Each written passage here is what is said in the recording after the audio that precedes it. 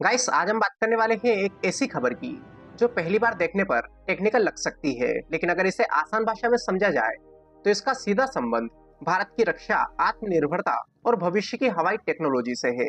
हाल ही में रक्षा क्षेत्र में ये चर्चा काफी तेज हुई है कि भारत को हनीवेल टीपीई 331 12B इस प्रकार की क्षमता वाला अपना स्वदेशी टर्बोप्रोप इंजन विकसित करना चाहिए।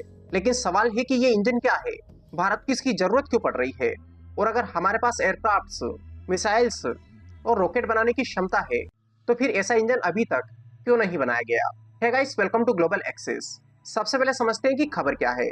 तो 31 मई 2026 को एक खबर आती है कि डिफेंस एक्सपर्ट्स और एरोस्पेस एक्सपर्ट्स के बीच ये चर्चा चल रही है कि भारत को लगभग 1000 से 1200 हॉर्स पावर क्षमता वाला स्वदेशी टर्बोप्रोप इंजन विकसित करना चाहिए। हालांकि ये कोई सरकारी घोषणा नहीं है कि इंजन बन गया है, ये एक रणनीतिक सुझाव है कि अब समय आ गया है कि भारत को इस क्षेत्र में भी आत्मनिर्भर बनना चाहिए, क्योंकि आज भी हमारे कुछ महत्वपूर्ण विमान विदेशी इंजन पर डिपेंड है। अब सवाल आता है कि भाई ये टीपीई 331 12B आखिर है क्या। देखिए, जिस तरह किसी कार के लिए इंजन सबसे महत्वपूर्ण हिस्सा होता है, ठीक उसी प्रकार किसी विमान के लिए भी इंजन उसका दिल होता है। अगर किसी विमान में इंजन ही ना हो तो फिर वो किसी काम का नहीं होगा। और हम बात कर रहे हैं टीपीई 331 12B इंजन की।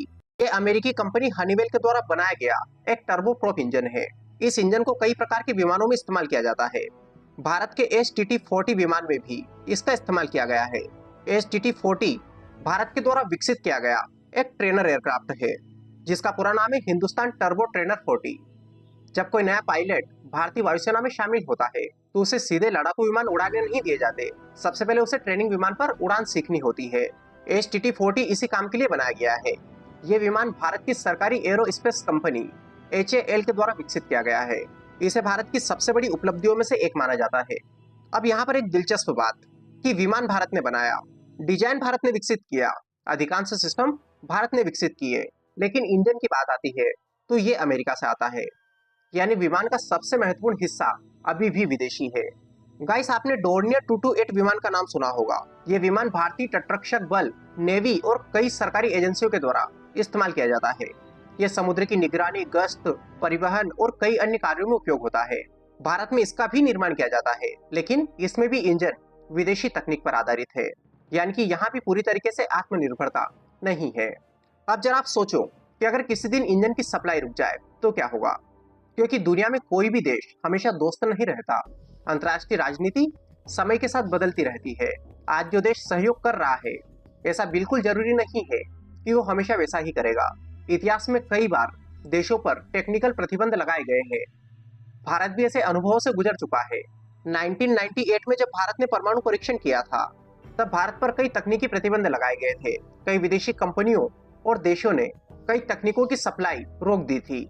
उस समय भारत को एहसास हुआ था कि महत्वपूर्ण टेक्नोलॉजी के लिए दूसरे देशों पर निर्भर रहना जोखिम भरा हो सकता है। यही कारण है कि बाद में भारत ने अपने missile program, radar system, satellite technology और कई रक्षा परियोजनाओं में आत्मनिर्भरता बढ़ाने पर जोर दिया, और भारत कई क्षेत्रों में सफल भी हुआ।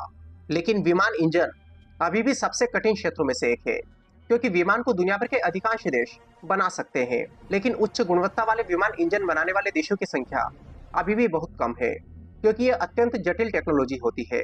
और यही वजह है कि आज भी भारत को कुछ विमान इंजन विदेशों से खरीदने पड़ते हैं। STT-40 का इंजन भी उसी श्रेणी में आता है। और यहाँ पर केवल एक विमान की बात नहीं है, भारत को भविष्य में और भी ट्रेनर विमान बनाने पड़ सकते हैं। इससे भारत को नए ऑर्डर मिल सकते हैं, हम दूसरे देशों को सप्लाई भी कर सकते हैं, और ऐसी स्थिति में इंजन की जरूरत लगातार बढ़ेगी। खैर, इसके बारे में आप क्या सोचते हैं? अपने विचार कमेंट बॉक्स में बताइए। वीडियो पसंद आए तो लाइक करिए, चैनल पर नए हो चैनल को सब्सक्राइब कर लीजिए। इसकी PDF आप टेलीग्राम से डाउनलोड कर सकते हो, लिंक आपको वीडियो के डिस्क्रिप्शन में मिल जाएगी। सो चलिए, wish you all the very best. Thank you so much.